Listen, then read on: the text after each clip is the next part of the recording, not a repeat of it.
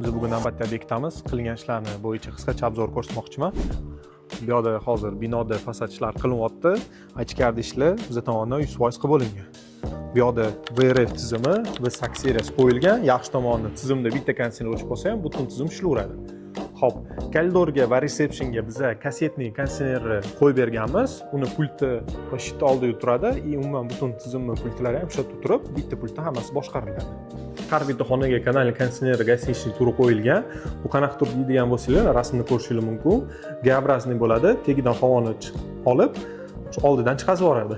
Bu yerga nimaga qo'yilgan deydigan bo'lsa, birinchidan ekonomiya qilingan. Bunga hozir xod kerak emas, ustiga rishot qo'yiladi va shunda havoni beraveradi. Shunda patolog qismiga taqalib qo'yiladi va umumiy balandlik tushib ketmaydi. Mana ochiq qora bo'lgan joy rishotka bilan yopilinadi, grillatalar bilan va cho'l ko'rinishga ega bo'ladi. Rasmni ko'rishingiz mumkin tayyor bo'lgan holatlarni. Sizlarga ham shunaqa qilishlik kerak bo'ladigan bo'lsa, bemalol aloqaga chiqib ko'ringlar. Like podpiska esdan chiqmasin, bizda iqlim haqida.